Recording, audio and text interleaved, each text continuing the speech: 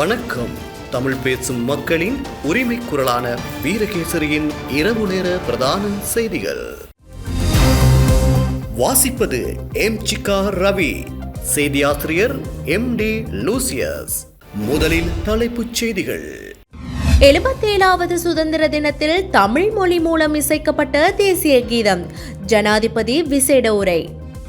சுதந்திர தினத்தில் கீழே இறக்கப்பட்ட தேசிய கொடி, யாழ் பல்கலைக்கழகத்தில் வெடித்த போராட்டம்.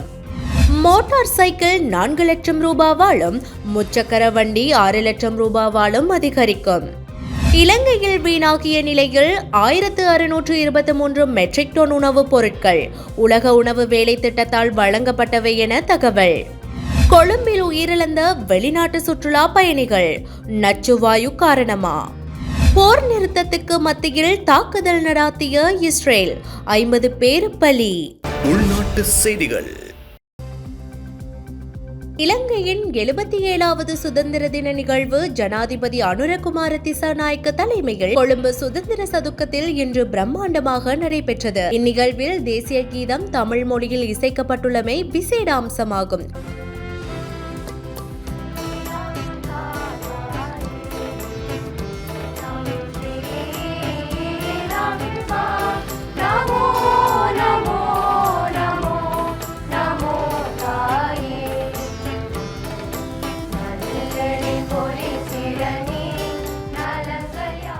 தேசிய கொடி ஏற்றப்படும் போது சிங்கள மொழி மூலம் தேசிய கீதம் இசைக்கப்பட்ட நிலையில் அணிவகுப்புகள் அனைத்தும் முடிவுற்ற பின்னர் தமிழ் மொழி மூலமும் தேசிய கீதம் இசைக்கப்பட்டது. இதே நேரம் பல் கலாசாரம் கொண்ட நாடு என்பதனால் ஒவ்வொரு கலாசாரத்தின் கலைகளும் சிறப்பியல்புகளையும் நடனம், பாடல், நாடகம் போன்றனவும் இடம்பெற்றதோடு பாதுகாப்பு படைப்பிரிவுகளின் அணிவகுப்புகளும் இடம்பெற்றிருந்தன. இங்கு உரையாற்றிய ஜனாதிபதி அனுரகுமார திசாநாயக்க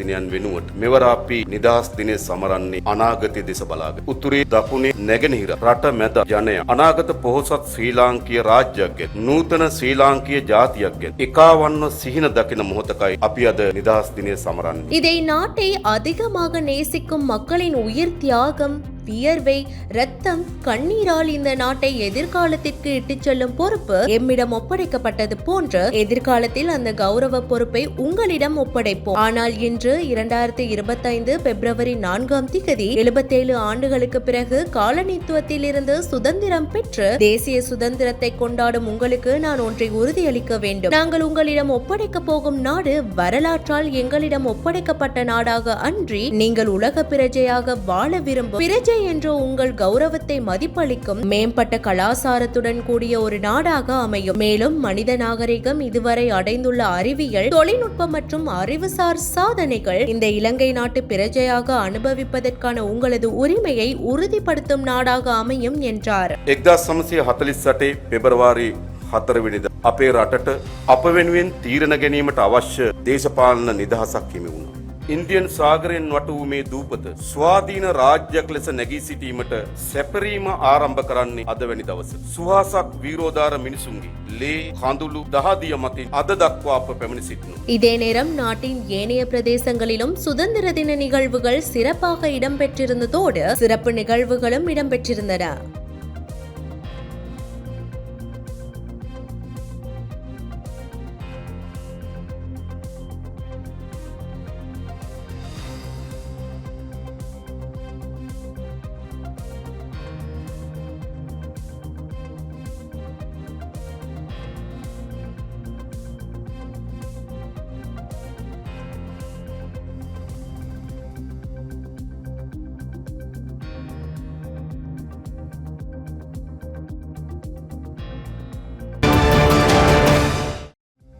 சுதந்திர தினத்தினை கரிநாளாக பிரகடனப்படுத்தி யாழ்ப்பாண பல்கலைக்கழக மாணவர்கள் போராட்டத்தில் ஈடுபட்டனர்.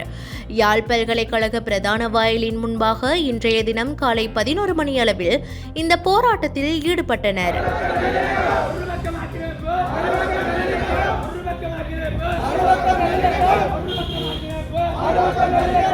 அத்தோடு யாழ்ப்பாண பல்கலைக்கழக பிரதான கொடி கம்பத்தில் பறந்த தேசிய கொடி மாணவர்களால் இறக்கப்பட்டு கருப்பு கொடி ஏற்றப்பட்டது. அதேவேளை பல்கலைக்கழக சூழலில் கருப்பு கொடிகளும் பறக்க விடப்பட்டிருந்தன.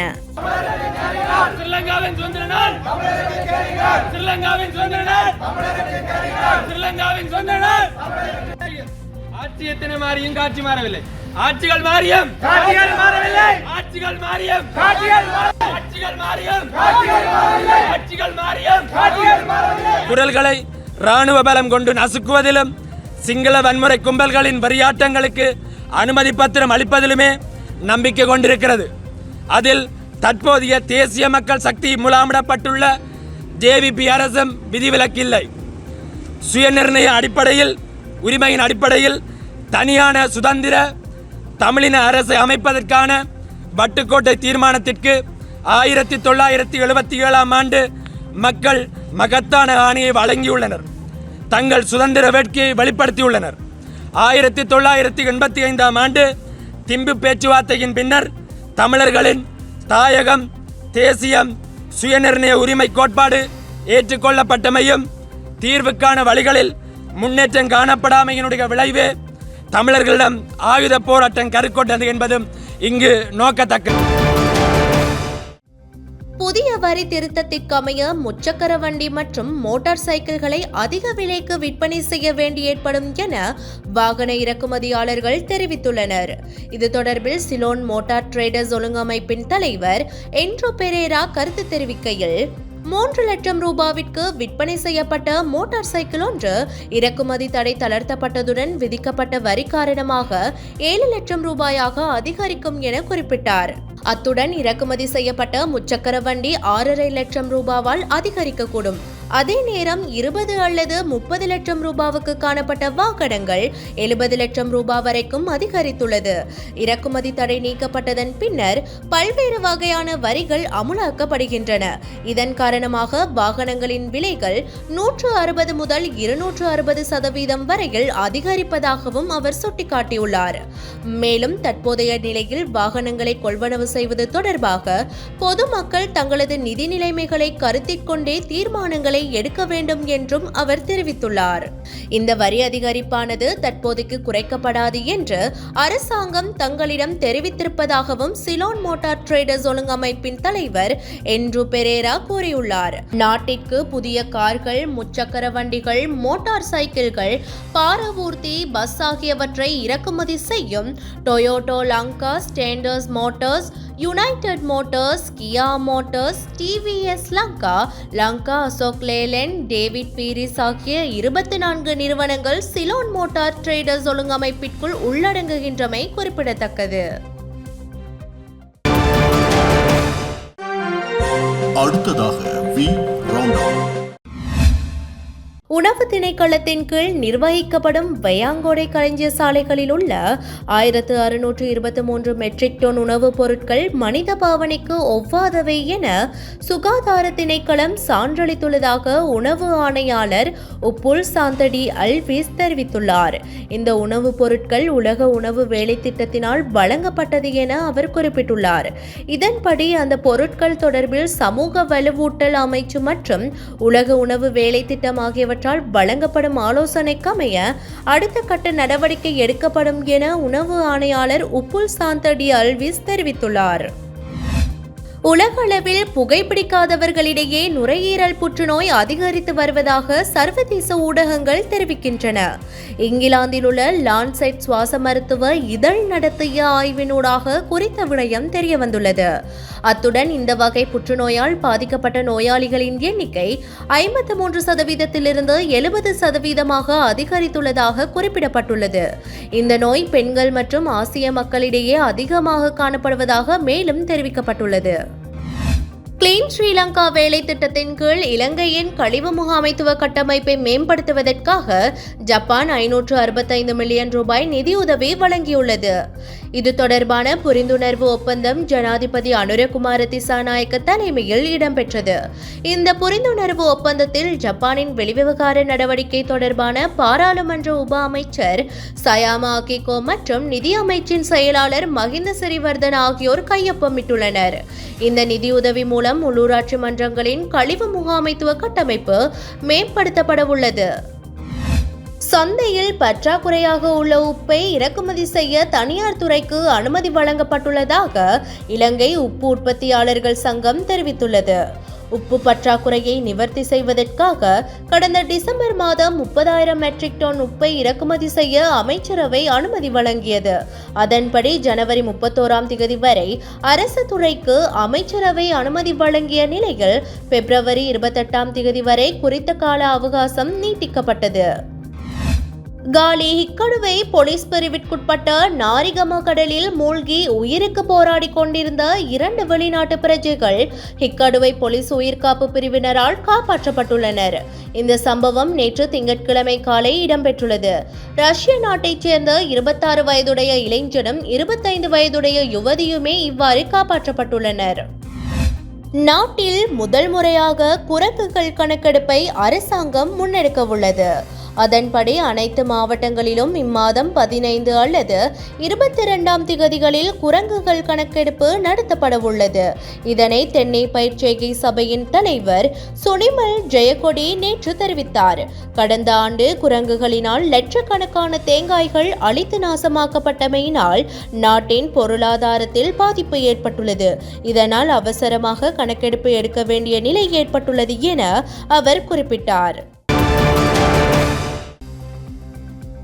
கொல்லப்பிட்டி பகுதியில் உள்ள விடுதியில் தங்கியிருந்த போது திடீரென ஏற்பட்ட நோய் நிலைமை காரணமாக வைத்தியசாலையில் அனுமதிக்கப்பட்டிருந்த 27 வயது ஜெர்மன் பெண்ணும் நேற்று உயிரிழந்துள்ளார். அதே விடுதியைச் சேர்ந்த 24 வயது பிரித்தானிய பெண் ஒருவர் மருத்துவமனையில் அனுமதிக்கப்பட்ட பின்னர் உயிரிழந்ததை தொடர்ந்து இந்த மரணமும் நிகழ்ந்துள்ளது. நச்சுவாயுவை உள்ளிழுத்ததால் மரணம் ஏற்பட்டிருக்கலாம் என்று போலீசார் சந்தேகிக்கின்றனர். கொல்லப்பிட்டி RAD மெல் வீதியில் உள்ள விடுதியொன்றுக்கு கடந்த 30ஆம் திகதி 3 வெளிநாட்டவர்கள் வந்து தங்கியுள்ளனர். அவர்களில் 30 வயதுடைய ஜெர்மன் பிரஜையொருவரும் 27 வயதுடைய அவரது மனைவியும் 24 வயதுடைய பிரித்தானிய பெண் ஒருவரும் அடங்கியிருந்ததாக தெரிவிக்கப்பட்டுள்ளது. குறித்த வெளிநாட்டவர்கள் மூவரும் அந்த விடுதியின் 3வது மாடியில் உள்ள அறையொன்றில் தங்கியிருந்த போது கடந்த 31ஆம் திகதி அவர்களுக்கு திடீர் சுகவீனம் ஏற்பட்டுள்ளது. அவர்களின் உடல்நிலை மோசமடைந்தமையினால் சிகிச்சைக்காக கொழும்பு தேசிய வைத்தியசாலையில் அனுமதிக்கப்பட்டனர். இந்த நிலையில் குறித்த பிரித்தானிய பெண் உயிரிழந்தார். சிகிச்சை பெற்று வரும் ஜெர்மனிய பெண்ணின் நிலைமையும் மோசமடைந்து வருவதாக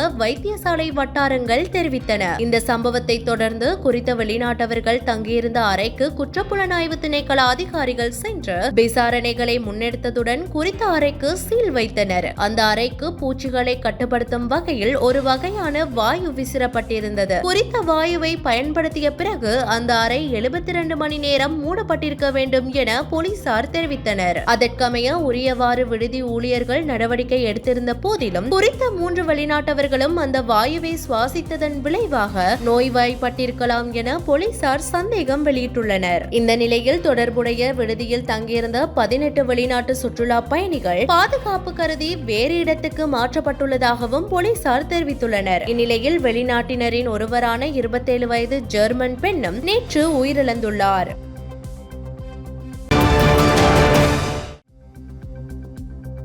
நாட்டின் சில இடங்களில் மழை அல்லது இடியுடன் கூடிய மழை பெய்யக்கூடும் என வளிமண்டலவியல் திணைக்களம் எதிர்வு கூறியுள்ளது. அந்த வகையில் காலி, மாத்தறை, களுத்துறை மற்றும் ரத்தினபுரி மாவட்டங்களில் சில இடங்களில் மாலையில் அல்லது இரவில் மழையோ அல்லது இடியுடன் கூடிய மழையோ பெய்யக்கூடிய சாத்தியம் காணப்படுவதாக தெரிவிக்கப்பட்டுள்ளது. மேலும் கிழக்கு மாகாணத்தில் ஓரளவு மழை பெய்யக்கூடும் எனவும் தெரிவிக்கப்பட்டுள்ளது. நாட்டின் ஏனைய பிரதேசங்களில் பிரதானமாக சீரான வானிலை நிலவும் என எதிர்பார்க்கப்படுகின்றது. மேல் சப்ரகமுவ, மத்திய, ஊவா மற்றும் வடமத்திய மாகாணங்களிலும் காலி, மாத்தறை மாவட்டங்களின் சில இடங்களிலும் காலை வேளையில் பனிமூட்டம் நிறைந்து காணப்படும். இதேவேளை இடியுடன் மழை பெய்யும் சந்தர்ப்பங்களில் ஏற்படும் அனர்த்தங்களை குறைப்பதற்கு தேவையான பாதுகாப்பு முன்னாயத்த நடவடிக்கைகளை மேற்கொள்ளுமாறு வளிமண்டலவியல் திணைக்களம் பொதுமக்களை அறிவுறுத்தியுள்ளது. வெளிநாட்டு செய்திகள். காசாவில் இஸ்ரேல் ராணுவத்தினர் நடாத்திய தாக்குதலில் 50 பலஸ்தீனியர்கள் கொல்லப்பட்டுள்ளதாக வெளிநாட்டு ஊடகங்கள் செய்தி வெளியிட்டுள்ளன. இஸ்ரேல் காசா போர் நிறுத்தம் நடைமுறையில் உள்ள நிலையில் நேற்றைய தினம் மேற்கு கடற்கரை பகுதியில் இந்த தாக்குதல் நடாத்தப்பட்டுள்ளது. பலஸ்தீனத்தின் ஜெனின், துல்கரேம் மற்றும் தமுன் பகுதியில் இஸ்ரேல் நடாத்திய துப்பாக்கிச் சண்டை மற்றும் ஆளில்லா விமான தாக்குதலில் 50 பலஸ்தீனியர்கள் கொல்லப்பட்டதாக இஸ்ரேல் ராணுவம் தெரிவித்துள்ளது. இந்நிலையில் பலஸ்தீனத்தின் மேற்கு கரையில் ஜெனின் அகதிகள் உள்ள முகாம் பகுதியில் இஸ்ரேல் ராணுவம் நடாத்திய தாக்குதலில் 20 கட்டிடங்கள் தரைமட்டமாகியுள்ளன. மேலும் பலஸ்தீனர்கள் 100 பேரை இஸ்ரேல் ராணுவத்தினர் சிறைப்பிடித்து வைத்துள்ளதுடன் அவர்களிடமிருந்து 40க்கும் மேற்பட்ட துப்பாக்கிகள் உள்ளிட்ட ஆயுதங்களையும் பறிமுதல் செய்யப்பட்டுள்ளதாகவும் தெரிவிக்கப்பட்டுள்ளது.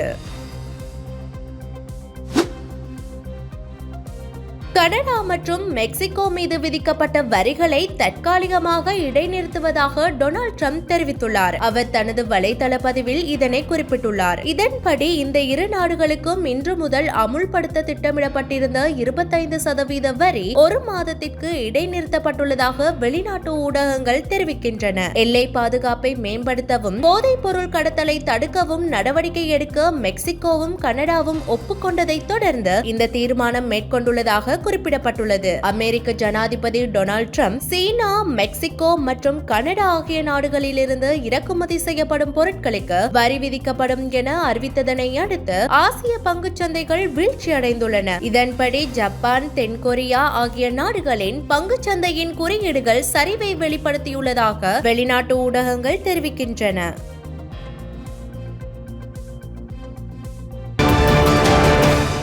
ஐரோப்பிய நாடான கிரீஸில் உள்ள சாண்டோரினி தீவில் கடலுக்கு அடியில் கடந்த 3 நாட்களில் 200க்கும் மேற்பட்ட முறை நில அதிர்வுகள் பதிவாகியுள்ளதாக வெளிநாட்டு செய்திகள் தெரிவிக்கின்றன. இதனைத் தொடர்ந்து ஆழிப்பேரலை எச்சரிக்கையும் விடுக்கப்பட்டது. இந்த நிலையில் அங்கு வசிக்கும் மக்கள் பாதுகாப்பான இடங்களுக்கு வெளியேற அறிவுறுத்தப்பட்டது. இதற்கிடையே முன்னெச்சரிக்கை நடவடிக்கையாக சாண்டோரினி தீவில் உள்ள பாடசாலைகளுக்கு விடுமுறை வழங்கப்பட்டுள்ளது. இதேவேளை நில அதிர்வால் ஏற்படும் ஆபத்தை குறைக்க முறையான வழிகாட்டுதல்களை கடைபிடிக்குமாறு மக்களுக்கு அறிவுறுத்தப்பட்டுள்ளது. வடமேற்கு சிரியாவில் இடம்பெற்ற கார் குண்டு தாக்குதலில் 15 பேர் கொல்லப்பட்டனர். விவசாய தொழிலாளர்களை ஏற்றிச் சென்ற வாகனத்தின் அருகே இருந்த காரிலே இந்த வெடிப்புச் சம்பவம் பதிவாகியுள்ளது. கொல்லப்பட்டவர்களில் 14 பெண்களும் அடங்குவதாக போலீசார் தெரிவித்துள்ளனர். சம்பவத்தில் காயமடைந்த 15 பெண்கள் சிகிச்சைக்காக வைத்தியசாலையில் அனுமதிக்கப்பட்டுள்ளனர். இந்த கார் குண்டு தாக்குதலுக்கு இதுவரை எந்தவித அமைப்புகளும் உரிமம் கோரவில்லை என்பது குறிப்பிடத்தக்கது.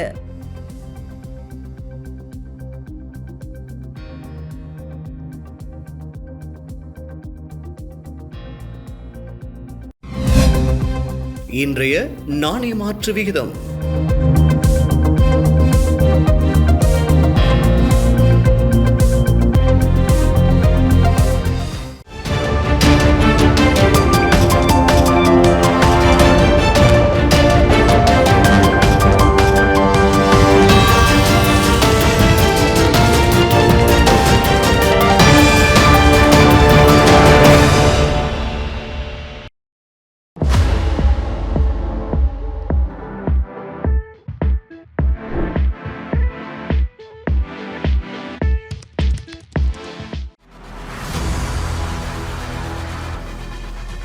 இலங்கையின் முதல் நிலை முதற்தர செய்தி வழங்குனர் வீரகேசரியின் குறும் தகவல் செய்திகளை உடனுக்குடன் தமிழில் பெற்றுக்கொள்ள டயலாக் வலையமைப்பிலிருந்து REG இடைவெளி வீக்கி என்று பதிவிட்டு 87 960 என்ற எண்ணுக்கு குறுஞ்செய்தி ஒன்றை அனுப்புங்கள். வீரகேசரி செய்தியுடன் இணைந்திருங்கள்.